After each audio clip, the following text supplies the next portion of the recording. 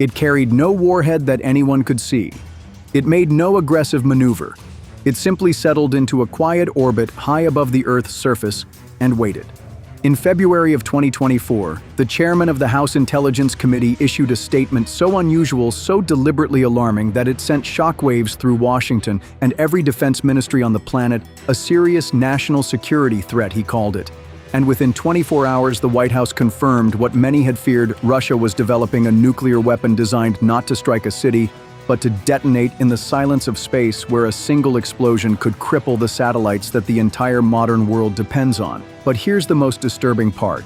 There is currently no defense system on Earth capable of stopping it, because by the time it detonates, the weapon is already in position, and it has been for months. To understand why a nuclear weapon in orbit represents such a fundamentally different threat, we need to go back to one of the most consequential and least remembered experiments of the Cold War. On July 9, 1962, the United States detonated a 1.4 megaton thermonuclear warhead at an altitude of approximately 400 kilometers above Johnston Atoll in the Pacific Ocean. The test was codenamed Starfish Prime, and what happened next shocked even the scientists who designed it.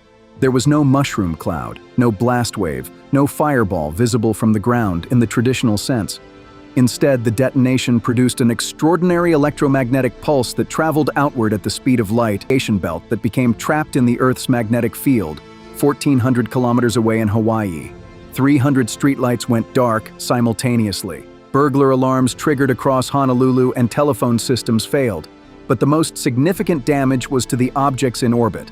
9 of the 25 satellites circling the Earth at the time were disabled or destroyed within weeks, including Telstar 1, America's first communications satellite, and Britain's Ariel 1.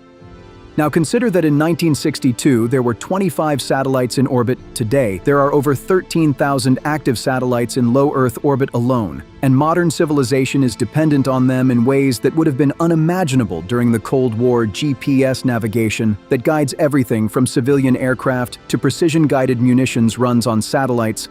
Military communications that connect commanders to troops in every theater depend on satellites. Internet connectivity through constellations like Starlink relies on satellites. The entire American way of war, from drone operations in the Middle East to intelligence gathering over the Pacific, is built on a foundation of orbital infrastructure. And a single nuclear detonation in the right orbit at the right altitude could compromise all of it. The intelligence that surfaced in February 2024 pointed to something the defense community had feared for years. Russia was actively developing a space-based nuclear anti-satellite weapon, designed to generate an electromagnetic pulse powerful enough to disable or destroy hundreds of satellites simultaneously. Representative Mike Turner, the chairman of the House Permanent Select Committee on Intelligence, stated publicly that he had made available to all members of Congress information concerning a serious national security threat and urged President Biden to declassify the details the following day. National Security Advisor Jake Sullivan confirmed the nature of the threat, telling reporters that Russia is developing a new satellite carrying a nuclear device. And NSC spokesperson John Kirby added that while the capability had not yet been deployed, Russia's pursuit of this particular capability is troubling. The suspected test platforms have already been launched. Cosmos 2553, placed into orbit on February 5, 2022, entered an unusually high low Earth orbit at approximately 2,000 kilometers, an altitude consistent with maximizing radiation belt effects following a detonation. Russia claimed the satellite was testing electronics under radiation conditions, but U.S. intelligence assessed it as a testbed for the non-nuclear components of the ASAT system. A later launch, Cosmos 2576, on May 16, 2024, was identified by U.S. officials as a counter-space weapon deployed into the same orbital plane as a U.S. government satellite. Moscow has categorically denied all of it, with Putin and successive defense ministers calling the claims malicious fabrications designed to pressure Congress into passing Ukraine aid legislation. But here's where the physics make this weapon uniquely terrifying. A nuclear detonation in the vacuum of space does not produce a blast wave because there is no atmosphere to create one. Instead, the energy is released primarily as X-ray radiation and high-energy electrons. These electrons become trapped in the Earth's magnetic field, creating an artificial radiation belt similar to the natural Van Allen belts. But far more intense, any satellite passing through this belt would have its solar panels degraded, its electronics fried, and its sensors blinded over a period of days to weeks. A single well-placed detonation could create a radiation environment so hostile that an entire orbital altitude band becomes unusable. And unlike a kinetic anti-satellite weapon which destroys one satellite and creates trackable debris, a nuclear detonation attacks every satellite that passes through the affected zone indiscriminately, American, Russian, Chinese, European, civilian, and military alike. Speaking of why no one can stop it, this is the most unsettling aspect of the entire scenario. Current U.S. missile defense systems like the Ground-Based Interceptor and the SM-3 Block 2A are designed to intercept ballistic missiles during their flight trajectory objects that are moving predictably from a known launch point toward a known target. But a nuclear satellite weapon doesn't launch toward anything. It is placed quietly into orbit months or even years before it is used. It sits there in a stable orbit, looking like any other satellite, indistinguishable from the thousands of objects already circling the planet. When the order comes, the detonation is instantaneous. There is no launch signature, no boost phase, no mid-course trajectory to intercept. The weapon is already exactly where it needs to be, and the warning time is zero.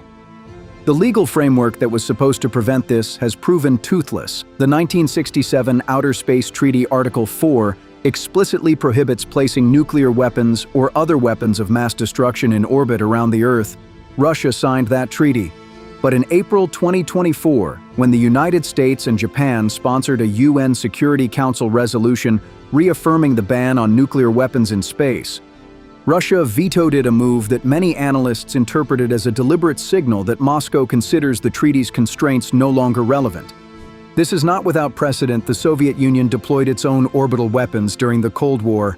The R-36O missile carried warheads into low orbit as part of the Fractional Orbital Bombardment System, or FOBS, which was specifically designed to bypass American early warning radars by approaching from the south. FOBS was operational from 1968 until its retirement under SALT II in 1983. The Soviets also ran the Istrebitel-Sputnikov, or satellite killer program, using co-orbital interceptors that would maneuver close to a target satellite and detonate a fragmentation charge. The United States had its own program, Project 437, which used nuclear-tipped Thor missiles launched from Johnston Atoll to destroy satellites from 1964 to 1975. But all of these programs were eventually constrained by arms control agreements that no longer hold. The broader implications extend far beyond Russia. China has tested the Shijian-17, a satellite equipped with a robotic arm capable of grasping and repositioning other satellites. In 2007, China conducted a kinetic anti-satellite test that destroyed one of its own weather satellites, creating more than 3,000 pieces of trackable debris that continue to pose collision risks to this day. And the United States itself established the Space Force in 2019, with budgets that have increasingly pivoted toward what officials call resilient architectures, meaning constellations of hundreds or thousands of small satellites designed to survive exactly the kind of attack Russia is now developing. The logic being that if you can't defend individual satellites, you make the network too large to kill with a single strike.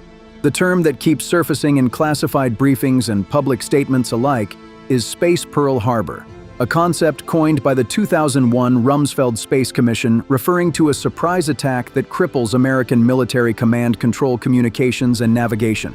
In a single blow, everything the United States military does, from launching precision strikes to coordinating ground forces to operating drones, depends on satellites, and a nuclear detonation in orbit doesn't need to be accurate. It doesn't need to hit anything specific. It just needs to go off and everything within that orbital band dies.